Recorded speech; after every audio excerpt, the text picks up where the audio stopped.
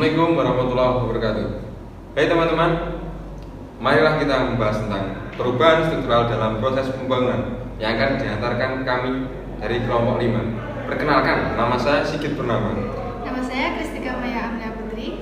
Nama saya Diprusa Martinua. Marilah kita simak presentasi yang akan dibawakan oleh kelompok 5. Di sini terdapat 6 indikator materi yang akan kita bahas. Yang pertama ada perubahan berbagai sektor, yang kedua perubahan struktur penggunaan tenaga kerja, yang ketiga perubahan struktur sektor industri dan jasa, yang keempat perubahan struktur industri menurut analisis January, yang kelima perubahan struktur perekonomian negara berkembang. Baik, langsung saja saya akan membahas materi yang pertama, yaitu perubahan berbagai sektor. Sektor primer termasuk sektor pertanian memiliki nilai pangsa tenaga kerja sebesar 55% pada tahun 1988 dan menjadi sektor utama bagi perekonomian Indonesia.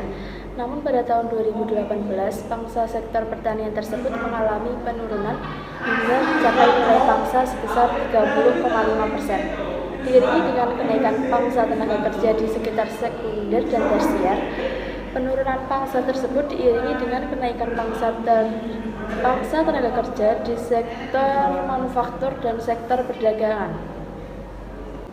Pada tahun 1988, pangsa tenaga kerja di sektor manufaktur dan sektor perdagangan masing-masing sebesar 8,4% dan 15%. Pangsa kedua sektor tersebut mengalami peningkatan masing-masing menjadi sebesar 14,1% dan 24,9% pada tahun 2018. Meskipun tingkat penyerapan tenaga kerja di sektor manufaktur belum setinggi sektor perdagangan, sektor manufaktur menjadi sektor utama penyumbang perekonomian Indonesia dengan pangsa terhadap PDB rata-rata sebesar 21,6% selama periode 2010 hingga 2018, tertinggi dibandingkan sektor lainnya. Kedua materinya adalah perubahan struktur penggunaan tenaga kerja. Dilihat dari sisi tenaga kerja, akan terjadi proses perpindahan tenaga kerja dari sektor pertanian dari desa ke sektor industri di perkotaan.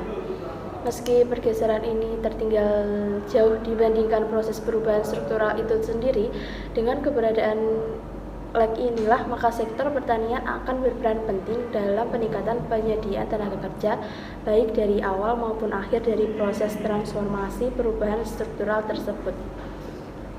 Selanjutnya saya akan menjelaskan tentang perubahan struktur industri dan jasa. Pada tahun 2019, kontribusi industri dan struktur perekonomian tercatat turun pada kuartal 2 tahun 2019. Sektor industri memberikan kontribusi terbesar pada struktur perekonomian, yaitu sebesar 19,52%. Namun, porsi tersebut turun dari periode yang sama tahun lalu pada tahun 2018 sebesar 19,80%. Secara struktur tidak banyak perubahan dan sektor industri masih menjadi dominan atau share utama. Pada tahun 2020, kontraksi pertumbuhan ekonomi kuartal 1 tahun 1999 tercatat sebesar minus 6,13% dan setelah itu Indonesia selalu mencatat pertumbuhan ekonomi positif. Pada sektor industri, pengolahan masih memiliki peran dominan dan mengalami kontraksi pertumbuhan sebesar 6,19%. Sementara dari sektor pengeluaran komponen ekspor barang dan jasa serta impor barang dan jasa mengalami kontraksi pertumbuhan sebesar 11,66% dan 16,96%. Sektor jasa keuangan, jasa pendidikan, dan jasa kesehatan mengalami kenaikan dari masing-masing sektor. Jasa keuangan dari 4,10% naik menjadi 4,44%, jasa pendidikan dari 3,22% naik menjadi 3,54%, dan juga jasa kesehatan dari 1,08% naik menjadi 1,23%. Sementara untuk jasa lainnya dan jasa perusahaan mengalami penurunan. Jasa lainnya dari 1,92% turun menjadi 1,86%, dan juga jasa perusahaan dari 1,89% turun menjadi 1,83%.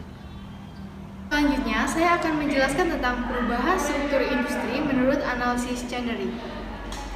Teori Chenery dikenal dengan teori Patterns of Development, memfokuskan pada perubahan struktur dalam tahapan proses perubahan ekonomi di LDCs (Less Development Countries) yang mengalami transformasi dari pertanian tradisional atau subsisten ke sektor industri sebagai mesin utama pertumbuhan ekonomi. Hasil penelitian empiris yang dilakukan oleh Chenery dan Sirwin tahun 1975 mengidentifikasi bahwa sejalan dengan peningkatan pendapatan masyarakat per kapita yang membawa perubahan dalam pola permintaan konsumen dari penekanan pada makanan dan barang-barang kebutuhan pokok lain ke berbagai macam barang-barang manufaktur dan jasa.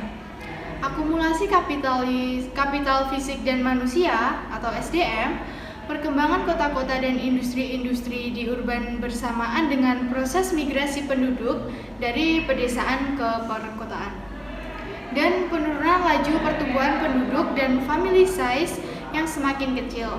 Struktur perekonomian suatu negara bergeser dari yang semula didominasi oleh sektor pertanian atau sektor pertambangan menuju ke sektor-sektor non-primer, khususnya di sektor industri. Oke, baik, lanjut ke materi selanjutnya, yaitu perubahan struktur perekonomian negara berkembang.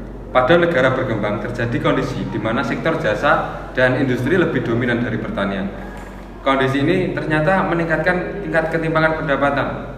Kenapa kok meningkatkan tingkat ketimpangan pendapatan? Karena umumnya pada negara berkembang lebih mengutamakan majunya sektor industri dan cenderung meninggalkan sektor pertanian.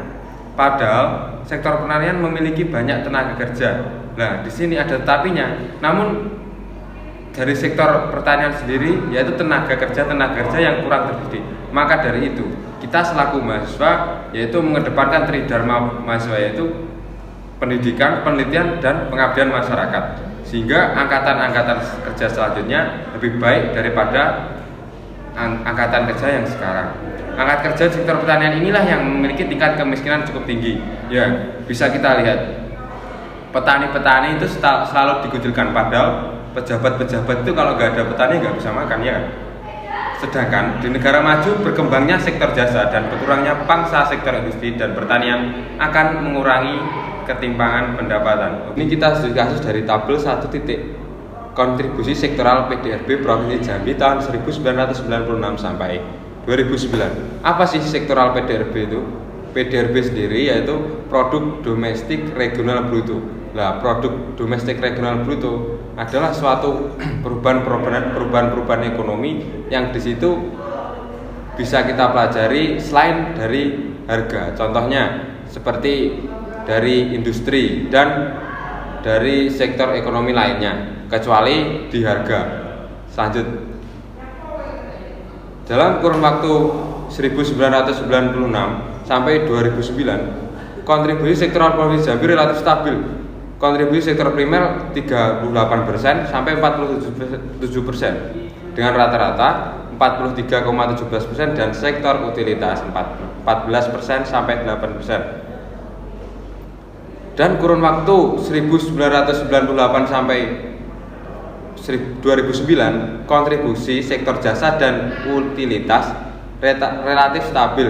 Meskipun relatif stabil, ada beberapa peristiwa Jambi, seperti halnya yang terjadi pada tahun 1999, yaitu krisis moneter. Di situ mengalami tren menurun dari tahun 1996 sampai 1999. Sedangkan untuk sektor jasa justru mengalami peningkatan pada tahun 1996 sampai 1997, dan sedikit juga terjadi depresi pada tahun 98 akibat krisis moneter dan kembali meningkat pada tahun 1999. Selain krisis moneter, karena ada juga pada saat tersebut yaitu kenaikan harga BBM pada tahun 2005. Akan tapi hal yang ini tidak berdampak yang signifikan bagi Provinsi Jambi terhadap produk domestik regional bruto. Hanya sektor jasa yang sedikit mengalami penurunan dari 31,35% pada tahun 2004 menjadi 30,5% pada 2005 sebagai dampak dari kenaikan harga BBM yang mendorong operasional cost. Khususnya jasa transportasi ya, bisa kita lihat bahwa kalau naik BBM itu seperti yang kemarin itu naik BBM itu dari harga kita ke Surabaya yang awalnya cuma 200.000 pulang pergi, dan akhirnya sekarang kalau pulang pergi ya minimal 350. Ya kalau seperti itu dilaksanakan untuk angkutan umum ya otomatis cost-nya langsung naik tinggi. Kondisi yang relatif stabil ini juga mengindikasikan pertumbuhan ekonomi yang terjadi di Provinsi Jambi dalam kurun waktu 96 sampai 2009 yang tidak berkualitas, karena menyebabkan pergeseran struktur ekonomi sebagai akibat perubahan pola konsumsi, yaitu pendapatan real masyarakat. Pertumbuhan ekonomi yang terjadi terindikasi oleh karena dikarenakan inflasi yang terjadi pada saat waktu itu ya, seperti ya pemerintah sendirilah perlu kita cross check ya, kita mengambil kebijakannya saja seperti kemarin itu pemerintahan Megawati yang katanya menjual satelit dan lain-lain. Oke, sekian dari saya.